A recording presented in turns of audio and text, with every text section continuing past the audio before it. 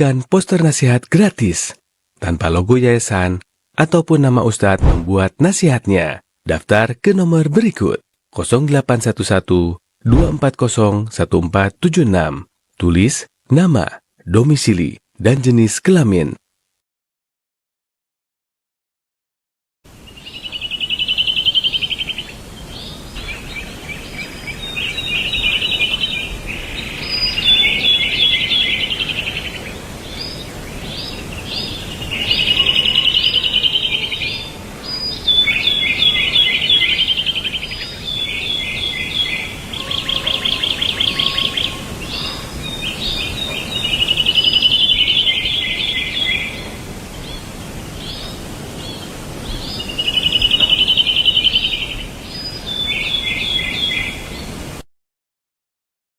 Mari bergabung di grup WhatsApp Info YTS. Dapatkan info kajian, poster nasihat, dan berbagai faedah lainnya. Daftarkan diri Anda dengan format nama, _domisili, _ikhwan atau akhwat.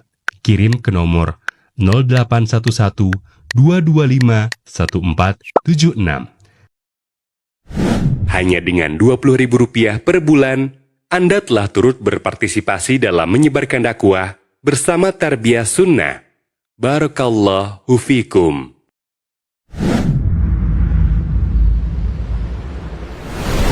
Kajian akan dimulai sesaat lagi. Poster nasihat bisa menjadi sarana dakwah bagi keluarga ataupun lingkungan sekitar kita.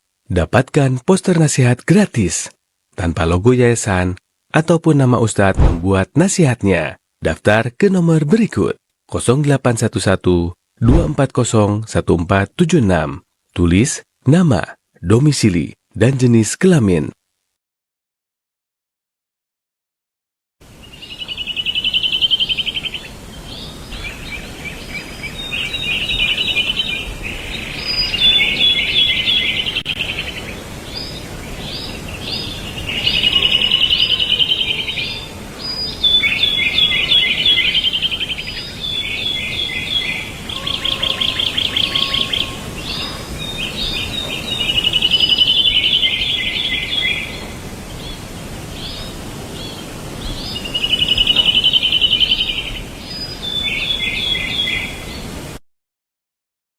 Mari bergabung di grup WhatsApp Info YTS. Dapatkan info kajian, poster nasihat, dan berbagai faedah lainnya. Daftarkan diri Anda dengan format nama, _domisili, _ikhwan atau akhwat. Kirim ke nomor 0811 225 1476. Telah dibuka penerimaan santri baru di Ma'had Tahfizul Quran Tarbiyah Sunnah. Program Tahfiz 30 Juz khusus putra, jenjang pendidikan SMP dan SMA. Info pendaftaran klik spmb.ma'hadtarbiyahsunnah.com. Daftar segera, kuota terbatas.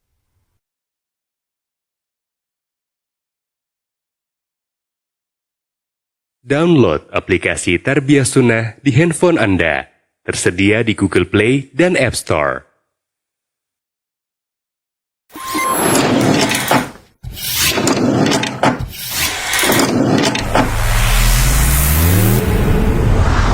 Tarbiyah Sunnah Channel. Lillah, nyunnah, merenah.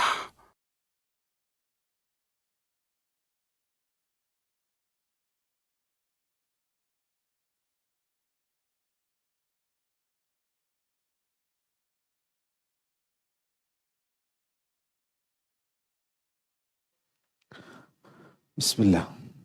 Assalamualaikum warahmatullahi wabarakatuh. Innal hamdalillah nahmaduhu wa nasta'inuhu wa nastaghfiruh wa na'udzu billahi min syururi anfusina wa min sayyiati a'malina may yahdihillahu fala mudilla lahu wa may yudlil fala hadiyalah. Asyhadu an la ilaha illallah wahdahu la syarika lah iqraran bihi wa tauhidan wa asyhadu anna Muhammadan abduhu wa rasuluhu sallallahu alaihi wasallam tasliman mazidan. Ya ayyuhalladzina amanu taqullaha haqqa tuqatihi wa la tamutunna illa wa antum muslimun.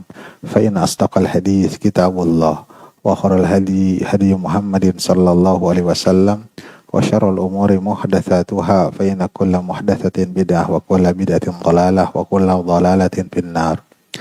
Alhamdulillah ikhwas sekalian, pemirsa radio Tarbiyah Sunnah dan juga hadirin semuanya. Alhamdulillah Allah Subhanahu wa taala pertemukan kita kembali dalam pembahasan syarah hadis Arba'in An-Nawawiyah, dan kita akan membahas hadis yang ke-9, yaitu hadis dari Abu Hurairah Abdurrahman bin Sahar radhiyallahu anhu. Dia berkata, Sami'tu Rasulullah sallallahu alaihi wasallam yaqul, aku mendengar Rasulullah sallallahu alaihi wasallam bersabda, ma nahaitukum anhu fajtanibuhu, apa-apa yang aku larang kepada kalian maka jauhilah. Wa ma amartukum bihi fa'tu minhu mastata'tum, dan apa-apa yang aku perintah kepada kalian maka lakukanlah semampu kalian. Fa innama ahlakal ladina min qablikum kasratu masailihim, karena sesungguhnya yang membinasakan orang-orang sebelum kalian adalah banyak bertanya, wahtilafuhum ala anbiyaihim, dan penyelisihan mereka kepada para nabi mereka. Diriwayatkan oleh Al-Imam Bukhari dan Muslim. Hadirin sekalian yang dimuliakan oleh Allah Subhanahu wa taala, sabda Nabi sallallahu alaihi wasallam, apa-apa yang aku larang kepada kalian maka jauhilah, ini adalah perintah yang menunjukkan umum pada setiap perkara yang dilarang oleh Nabi sallallahu alaihi wasallam. Dan yang dilarang oleh Nabi sallallahu alaihi wasallam ada dua bagian. Bagian yang pertama adalah perkara yang dilarang yang menunjukkan keharamannya. Ini wajib untuk meninggalkan. Bagian yang kedua adalah perkara yang dilarang yang menunjukkan atas makruh, ya, atas makruh. Maka ini disunahkan, dicintai untuk ditinggalkan. Ini adalah seperti apa yang Allah Subhanahu wa taala firmankan, wa ma atakumur rasulu fahudhuhu wa ma nahakum anhu fantahu, dalam surat Al-Hasyr ayat 7.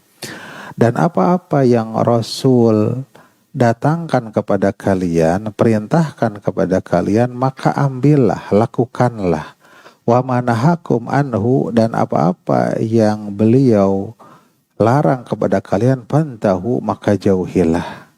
Maka kita diperintahkan untuk menjauhi apa-apa yang dilarang. Jika itu perkara yang diharamkan, maka perintah untuk menjauhinya adalah perintah yang menunjukkan wajib. Wajib menjauhi. Jika itu adalah perkara yang makruh, maka kita diperintahkan untuk menjauhinya dengan perintah yang istihbab, yaitu perintah yang lebih disukai. Nah, jika hal ini jelas, maka perkara yang dilarang itu adalah perkara yang menyelisihi dari hukum asal, ya. Karena asal di dalam syariat, pokok dalam syariat itu adalah bukan larangan. Hanyalah asal di dalam syariat, pokok di dalam syariat itu al-amru, yaitu perintah. Dan larangan bila ditinjau dibandingkan dengan perintah-perintah, larangan itu sedikit sekali. Ya.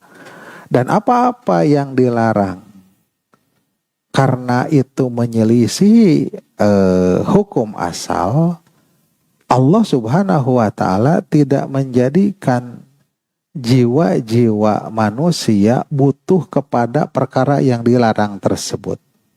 Ya. Bahkan jiwa-jiwa manusia berlepas diri daripada itu.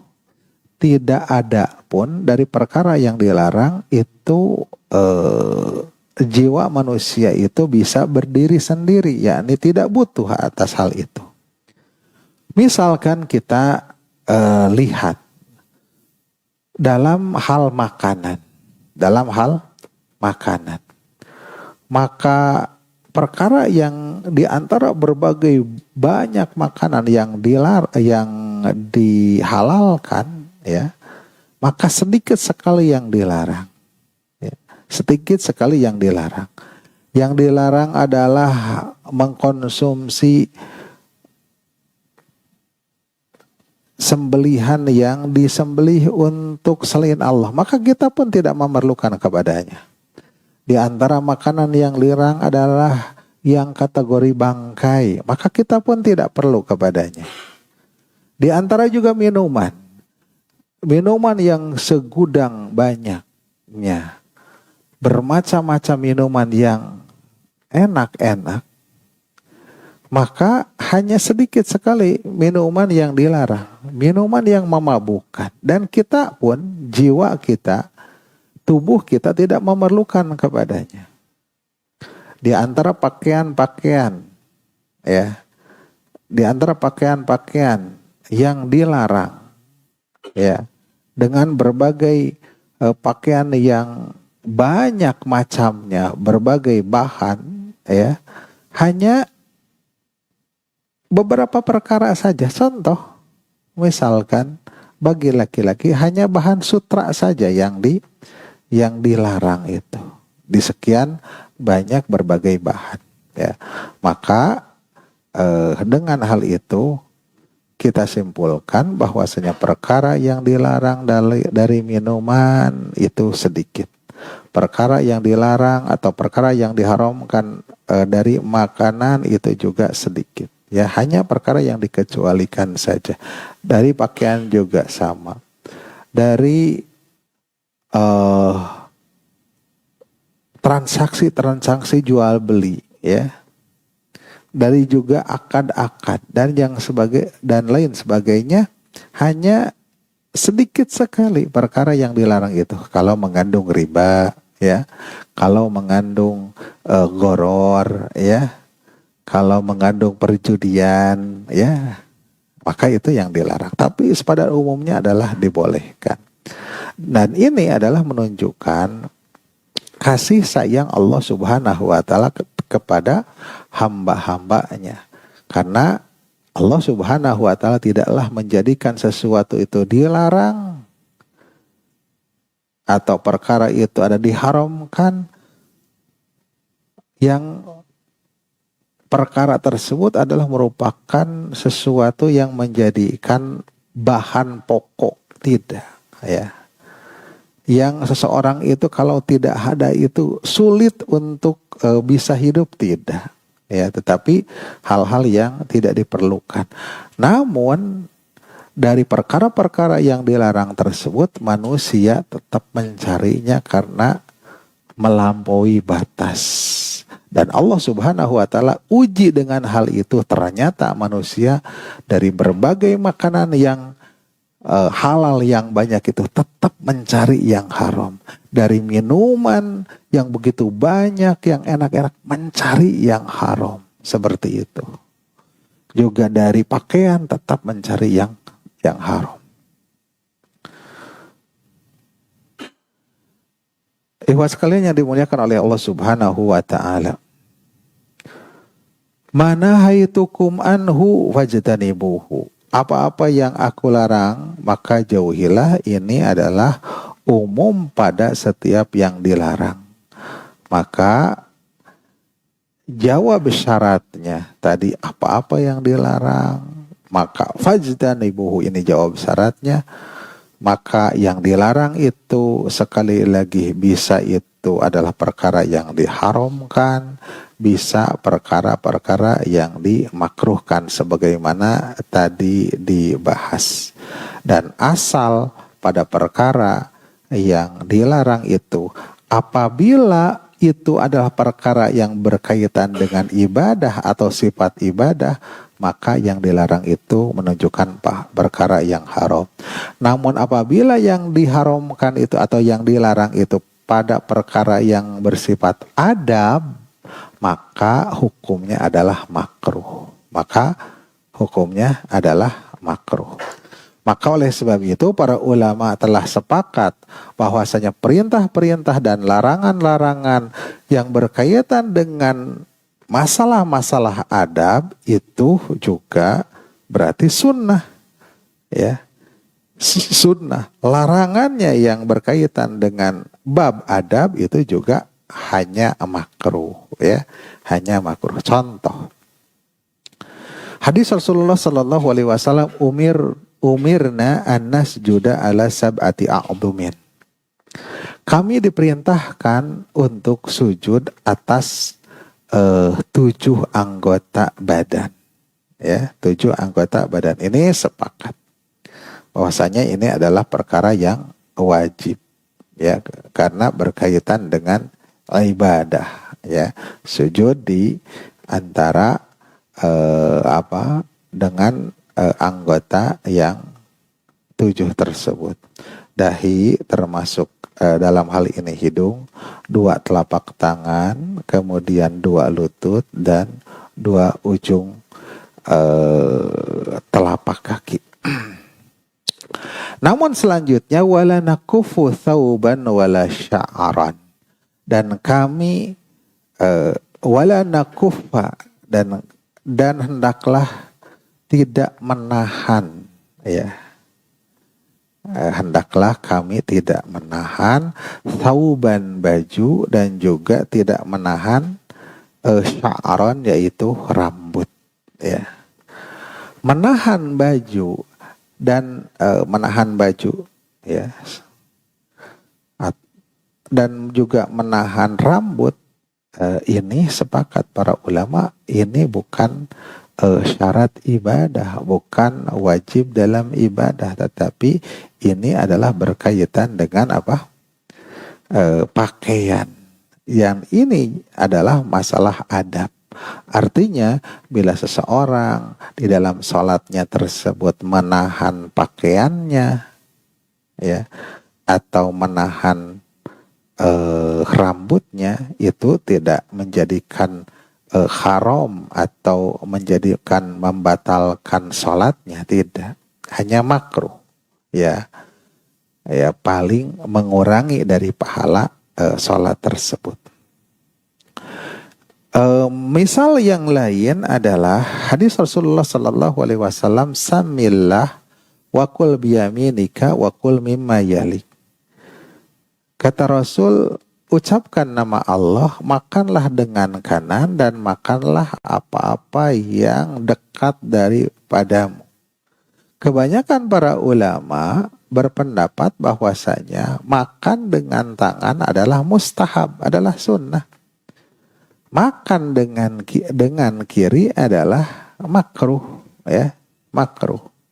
Walaupun di sana juga ada yang ulama yang mengharamkan dengan makan dengan tangan kiri, dikarenakan ada perbandingannya dengan setan, ya, dan lain sebagainya, ya.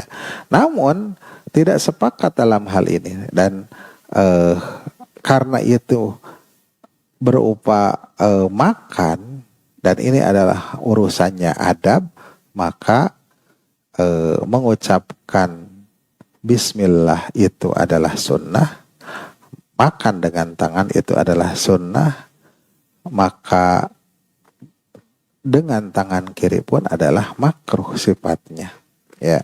Walaupun tidak dipungkiri bahwasanya di sana ada yang mengharamkannya.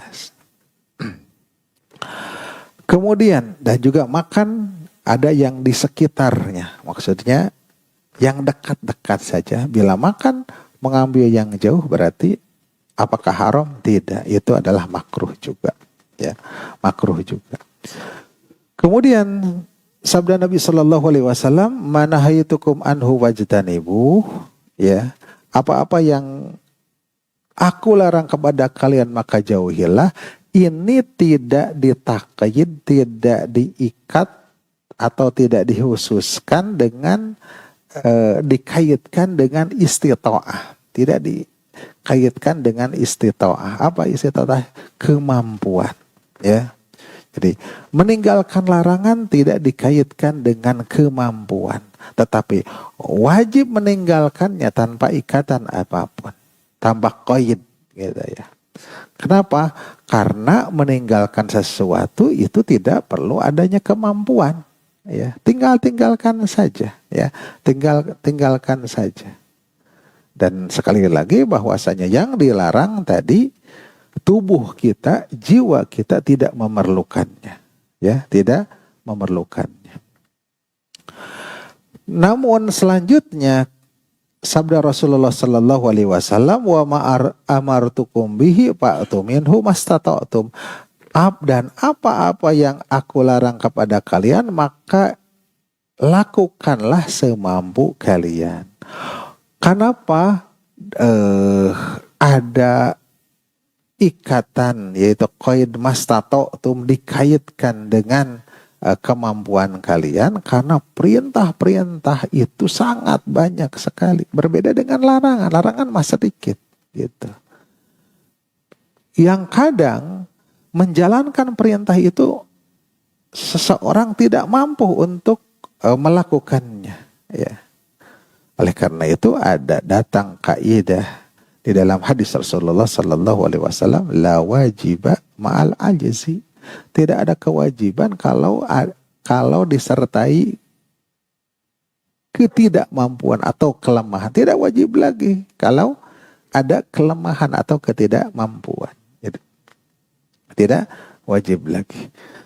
Seperti dalam hadis Imran bin Husain, sholli qa'iman, salatlah dalam keadaan berdiri, fa ilam tastati faqa'idan. Maka jika engkau tidak mampu, maka duduklah. Ini perintah. Perintah ada kaitannya dengan istita'ah. Jika tidak mampu, maka duduk. Fa ilam tastati fa ala janbin. Jika tidak mampu, maka berbalinglah, ya. Karena itu di sini ada namanya al-istita'ah, dikaitkan dengan al-istita'ah, menjalankan perintah itu, yaitu kemampuan. Dan sungguh Allah Subhanahu wa taala berfirman dalam surat Al-Baqarah ayat 286, la yukallifullahu nafsan illa wus'aha. Allah tidak membebani satu jiwa kecuali sesuai dengan kemampuannya. Laha ma kasabat wa 'alaiha maktasabat. Dan juga Allah Subhanahu wa taala berfirman dalam surat At-Taghabun ayat 16, fattaqullaha mastata'tum. Maka bertakwalah kepada Allah mastata'tum, sekemampuan kalian, yakni dalam menjalankan perintah Allah Subhanahu wa taala. Dan Allah Subhanahu wa taala juga berfirman dalam surat Al-Hajj 78, wa ma ja'alallahu 'alaikum fid-dini min haraj. Tidaklah Dia menjadikan kepada kalian bidini dalam agama ini min haraj, berupa kesulitan. Dan banyak dalil-dalil yang menunjukkan atau mengkaitkan tentang kewajiban itu dikaitkan dengan kudroh dan istita'ah, kemampuan, ya, dengan kemampuan. Kemudian pemirsa sekalian yang dimuliakan oleh Allah Subhanahu wa taala, ya, tentang menjauhi larangan dan menjalankan perintah ini ada pembahasan para ulama yang panjang. Apakah kedudukan menjalankan perintah itu lebih afdol, lebih agung kedudukannya dibandingkan menjalankan menjauhi larangan, atau menjalankan larangan itu lebih agung daripada menjalankan perintah? Menjauhi larangan itu lebih afdol daripada menjalankan perintah, ya. Lebih agung ngajauhan larangan atau lebih agung menjalankan perintah? Nah, gitu. Yang pertama, sebagian ulama mengatakan bahwa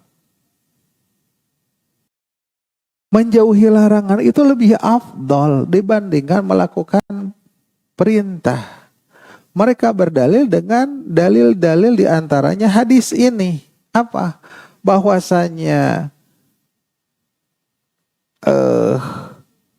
menjauhi larangan mah mutlak gitu ya. Tetapi menjalankan perintah itu dikaitkan dengan istita'ah. larangan mah pokoknya mah jauhi gitu ya, mutlak ya. Dan juga menjauhi larangan itu adalah berat karena dikaitkan dengan syahwat seseorang ya. Seorang dilarang untuk berzina, ada syahwatnya.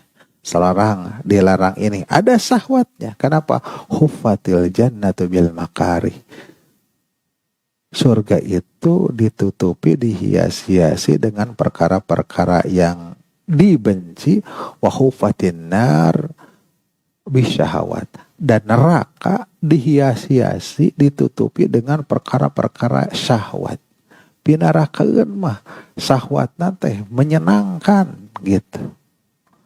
Maka menjauhi larangan karena penuh dengan syahwat ini lebih afdal. Ini kata satu golongan. Golongan yang kedua mengatakan menjalankan perintah itu lebih afdal dan lebih tinggi kedudukannya. Ini jamaah para ulama mengatakannya. Mereka berdalil dengan dalil-dalil, di antaranya bahwasanya Allah Subhanahu wa taala memerintahkan kepada malaikat untuk bersujud kepada Adam. Ya. Namun iblis tidak mau sujud.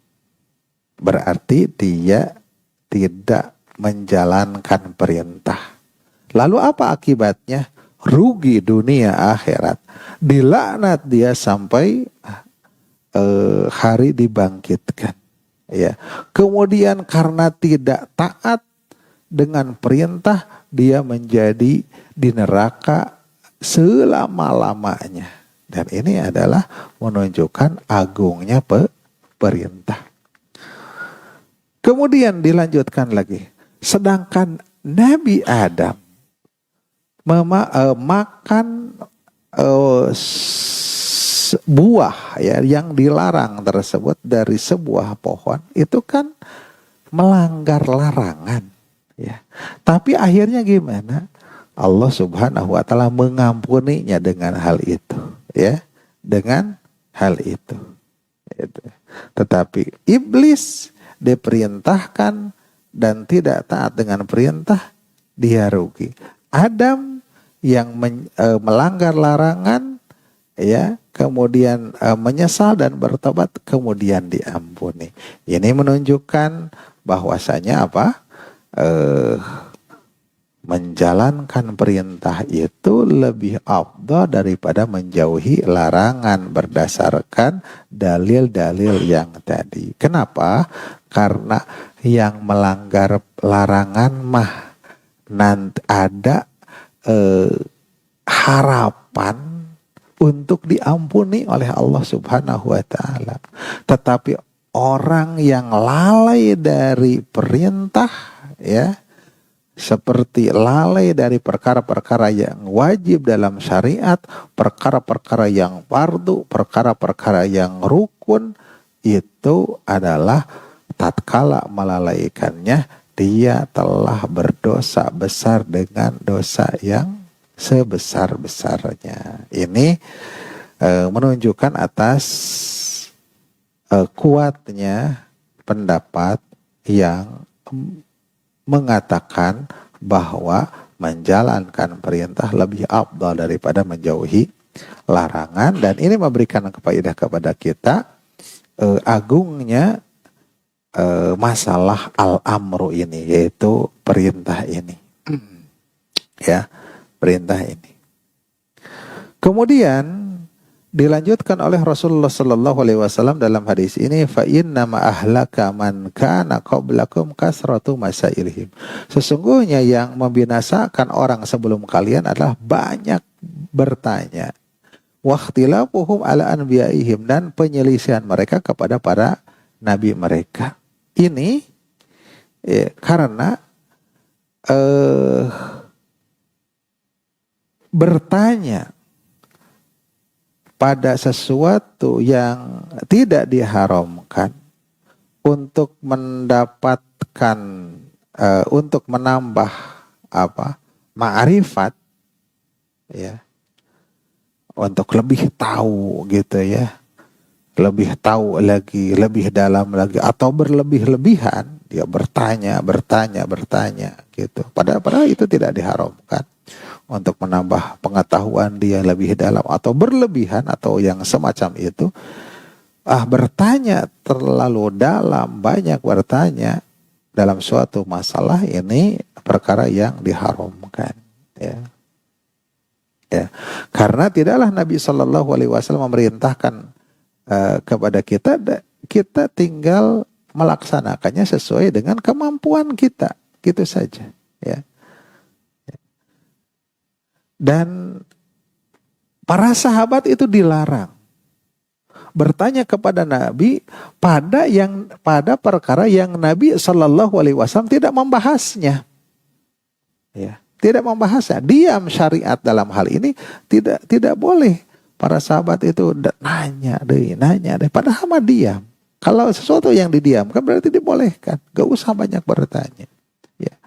Yang dikhawatirkan dikarenakan bertanya pada sesuatu yang syariat itu diam atasnya, menjadi haram jadinya karena gara-gara bertanya, gitu ya. Maka dilarang bertanya.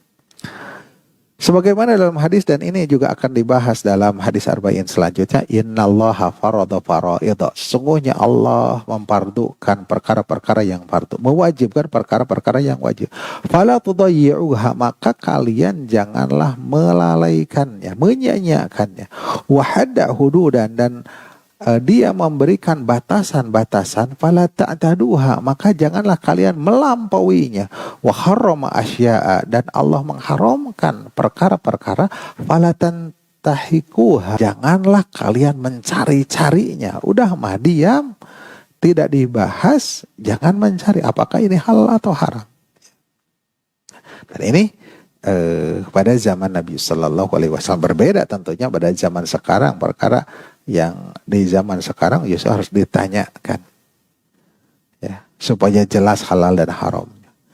Juga datang dari hadis sahih Muslim, inna a'zamal muslimina jurman man sa'ala an syai'in lam yuharram fa hurrima li ajli mas'alatihi. Sesungguhnya dosa yang paling besar pada seorang muslim, ya, man sa'ala an syai'in lam yuharram, orang yang bertanya tentang sesuatu yang tadinya tidak diharamkan, fahurrima li ajli mas'alatihi, maka diharamkan dikarenakan apa? Dikarenakan pertanyaannya.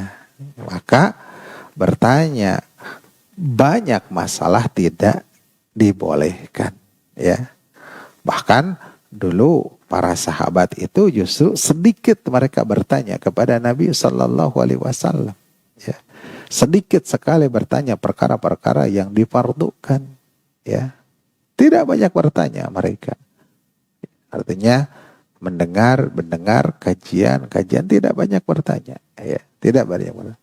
Dan mereka senang apabila, ya, datang Arab gunung, ya, orang-orang Arab gunung yang datang kemudian dia bertanya dengan tampak tandeng aling-aling.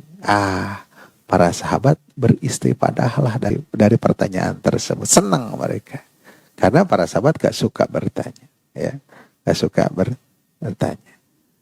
Ya. Kalau datang Arab gunung yang bertanya kepada Nabi, mendengarkan, mengambil faedah dari pertanyaan tersebut.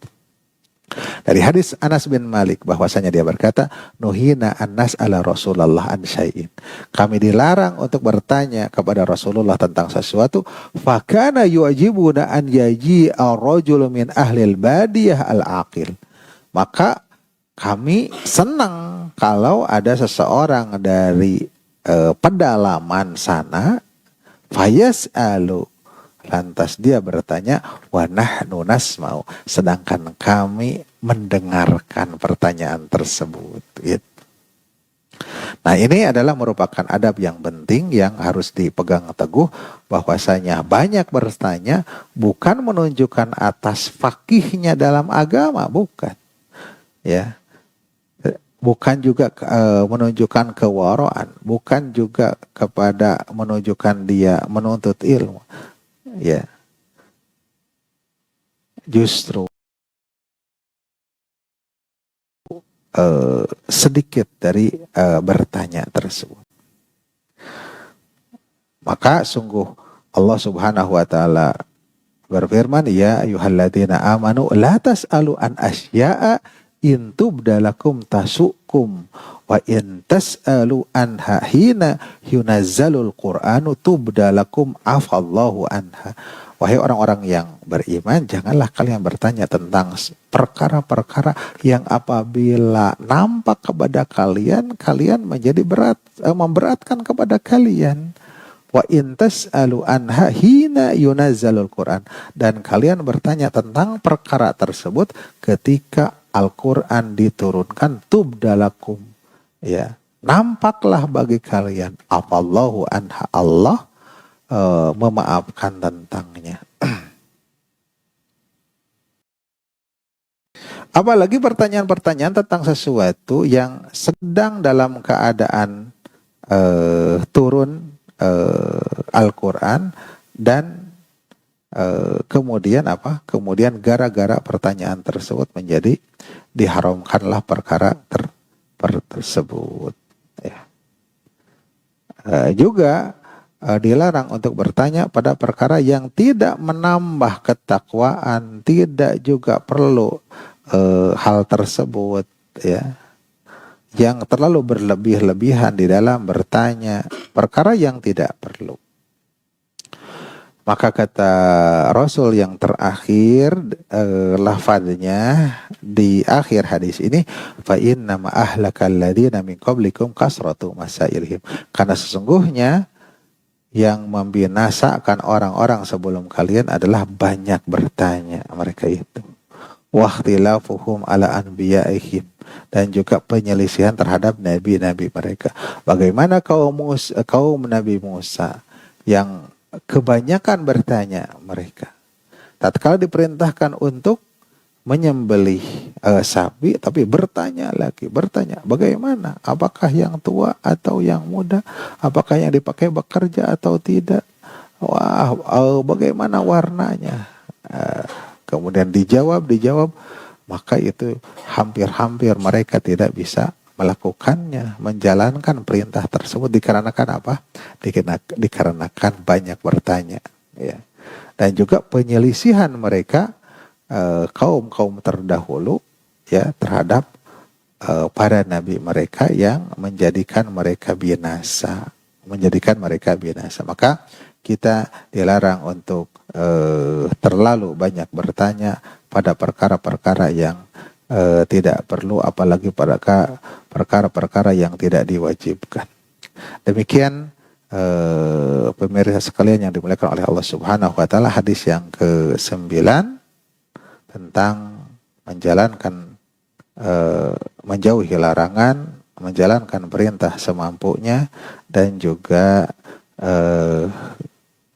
terlarangnya dari banyak bertanya. Cukup? Ada yang bertanya?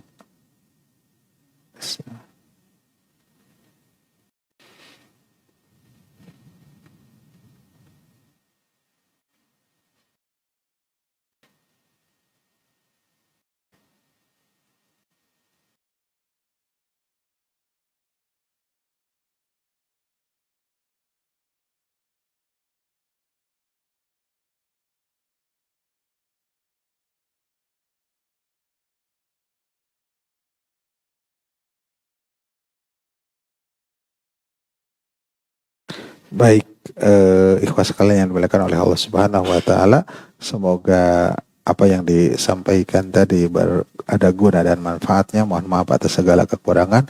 Wassallallahu ala nabiyyina Muhammadin wa ala alihi washabbihi ajmain. Aqulu qauli hadza wa astaghfirullah li wa lakum. Wassalamualaikum warahmatullahi wabarakatuh. Telah dibuka penerimaan santri baru di Ma'had Tahfizul Quran Tarbiyah Sunnah. Program Tahfiz 30 Juz khusus putra, jenjang pendidikan SMP dan SMA. Info pendaftaran klik spmb.ma'hadtarbiyahsunnah.com. Daftar segera, kuota terbatas. Download aplikasi Tarbiyah Sunnah di handphone Anda. Tersedia di Google Play dan App Store.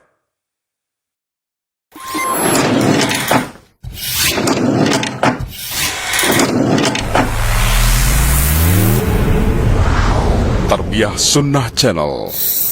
Lillah, nyunnah, merenah.